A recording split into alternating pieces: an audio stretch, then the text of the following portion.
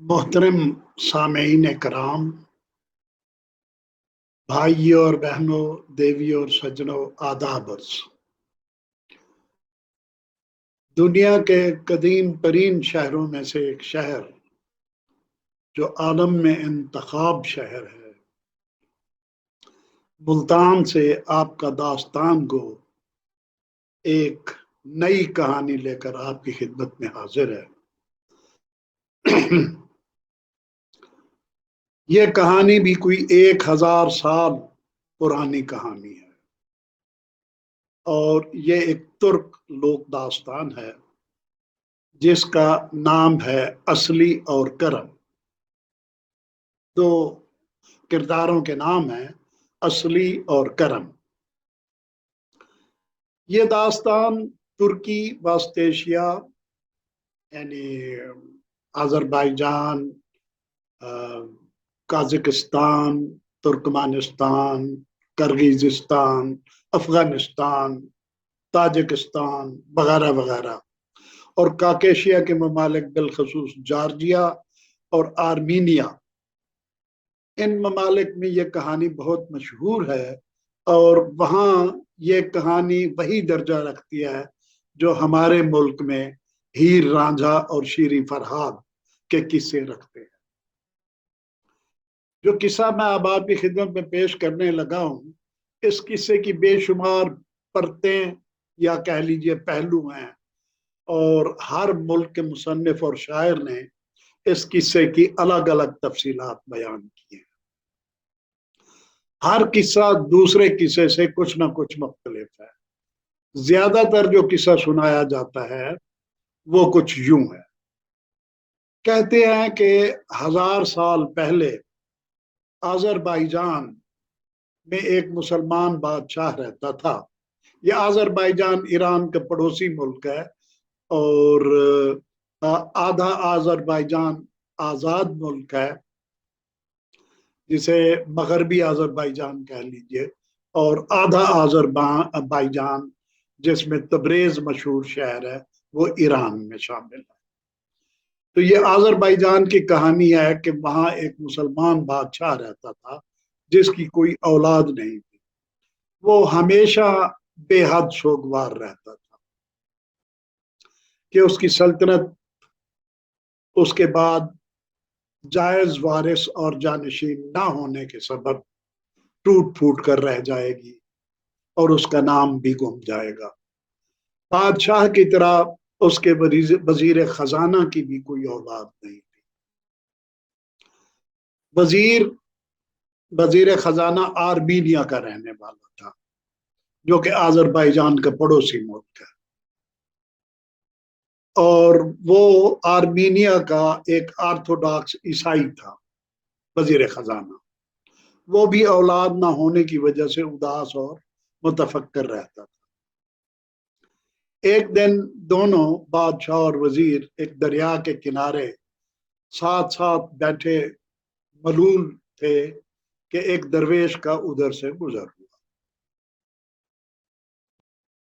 बुजुर्ग ने दो खुश लिबास आदमियों को दरिया के किनारे मलूल और फिक्रमंद देखा तो वो घड़ी दो घड़ी को उनके पास आ बैठा। जल्द ही उसे मालूम हो गया कि दोनों औलाद ना होने की वजह से परेशान और रंजीदा है। उसने अपनी गुदड़ी से एक पोटली निकाली जिसमें किसी दरख्त या पौधे के बीज थे। उसने एक बीज मुसलमान बादशाह और एक बीज ईसाई वजीर को दिया और बोला, आप लोग इस बीज को अपने अपने घर के सहन में बो दें और इस पर जो फल उगे वो अपनी बीवियों को खिला दें। अल्लाह ताला की खैर और बरकत से दोनों को औलाद नसीब होगी। ये कहकर वो दरवेश अपनी राह हो गया। बादशाह ने अपने महल के बाग में जाकर पूरे यकीन के साथ उस बीज को बो दिया, मगर ईसाई वजीर को उस मखबूतल हवास फकीर की बात पर पुख्ता यकीन नहीं था। फिर भी उसने बुझे बुझे दिल के साथ वो बीज अपने बागीचे में बो। कुछ दिनों बाद बीजों से पौधों की कौंपलें निकल आई और 1 साल के अंदर अंदर वो पौधे जवान हो गए। करना खुदा का ये हुआ कि यकीन और ईमान की वजह से बादशाह वाले दरख्त पर एक सेब उगाया, मगर शक और बेयकीनी की वजह से वजीर वाला दरख्त बांझ रहा, उस पर कोई फल न उगा और वो दरख्त मुरझा कर सूख गया। बादशाह को वजीर पर रहम आ गया। उसने वजीर से कहा कि जब ये सेब पक जाएगा तो मैं ये आधा सेब तुम्हारी बीवी के खाने के लिए दूंगा तुम्हें। सेब पकने के बाद बादशाह ने आधा सेब वजीर को दे दिया कि जाकर अपनी बीवी को खिलाए।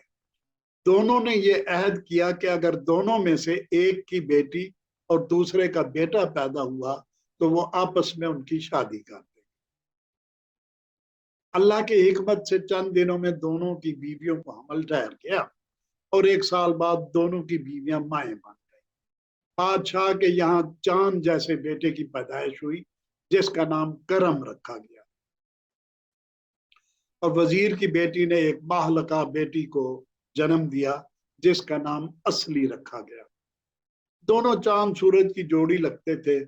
दोनों बच्चों की बचपन से ही बेहतरीन अंदाज में परवरिश हुई, क्योंकि ये तय हो चुका था कि बड़े होकर दोनों की शादी की जाएगी और ये बात अब पूरे शहर में मशहूर हो चुकी थी।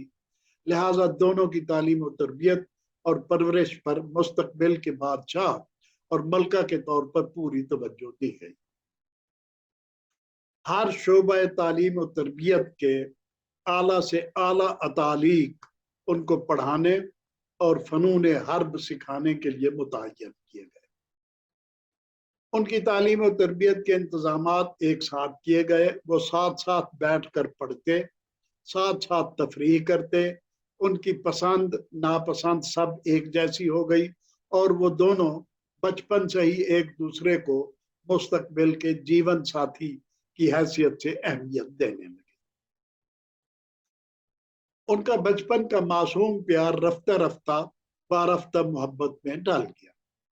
क्योंकि बादशाह और मलका का ईमान पुख्ता और खुदाई फैसलों पर रासिख था, लिहाजा वो नन्ही वजीर जादी को हमेशा अपनी होने वाली बहू और अपनी आने वाली नस्लों की अमीन की नजर से देखते थे। उसको देखकर बादशाह और मलका का दिल बाग बाग हो जाता और वो उस दिन के इंतजार में खो जाते जब दोनों बच्चे जवान होकर शादी के बंधन में बंधने वाले। जब दोनों बच्चे 17 साल के हुए तो बदकिस्मती से मुसलमान मुल्क आज़रबाईजान और ईसाई मुल्क आर्मीनिया में इलाकाओं की तकसीम के तनाज़े से मुताल्लिक सदियों से जारी जंग एक बार फिर छिड़ गई। जंग के नतीजे में तासुबात और नफरतों की आग भड़की तो ईसाई वजीर की नीयत बदल गई। वो शुरू से ही इस ख्याल का हामिल था कि अपनी ईसाई बेटी को मुसलमान लड़के से नहीं ब्याहे, मगर उसे हिम्मत नहीं हो रही थी कि वो बादशाह को, जो असली को बचपन से ही अपनी बहू समझता था, किस तरह इनकार करे। अब जो 100 साल बाद जंग फिर छिड़ गई तो उसने अपने घर वालों को लेकर चुपचाप आज़रबाईजान से निकल भागने का मंसूबा और घर वालों को तैयारी करने और तमाम कीमती ज़ेवरात और जवाहरात समेटने का हुक्म दे दिया। असली को अपने बाप के मंसूबे का इल्म हुआ तो उसने खुफिया तरीके से ये इतला करम को भिजवा दी। करम ने आओ देखा न ताओ, उसने फिलफौर इंतजाम किया और असली से खुफिया निकाह करके उसे अपनी बीवी बना लिया। मगर अगले ही दिन वजीर अपनी बीवी और घर वालों को लेकर अचानक गायब हो गया। किसी को पता ही ना चला कि वजीर और उसका खानदान कब आज़रबाईजान छोड़कर किधर और किस तरफ चले गए। बस एक ख्याल था कि वो आर्मीनिया गए होंगे अपने मुल्क। जब करम को पता चला कि वजीर अपने अहलो अयाल समेत फरार हो चुका है तो उसे सख्त सदमा हुआ। उसने जाकर बादशाह को सारी हकीकत हाल اور اپنے نکاح کا بتا دیا۔ بادشاہ نے کرم کو تاکید کی کہ وہ ایک فوجی دستہ لے کر جائے اور اپنی بیوی کو بزور واپس لے آئے۔ کرم نے اپنے ساتھ فوجیوں کو لینے کی بجائے اپنے گہرے دوست سوفو کو ساتھ لیا اور دونوں گھوڑوں پر سوار ہو کر آرمینیا کی طرف روانہ ہو۔ ان کا خیال تھا کہ وزیر فرار ہو کر آرمینیا کے دارالحکومت یریوان گیا ہوگا۔ تلاش بسیار کے بعد وہ یریوان سے مایوس ہو کر جارجیا چلے گئے۔ پھر باری باری وہ تبلیسی، خوئے، مرو، گنجا، بلخ وغیرہ در بدر یعنی مختلف ممالک میں بھٹکتے رہے۔ اس دوران وہ جنوبی ترکی میں ماؤنٹ نمرود، ماؤنٹ سوپان، دریائے مورت اور دریائے سرخ یعنی کزلیک بک کے علاقوں میں پھرتے پھراتے رہے۔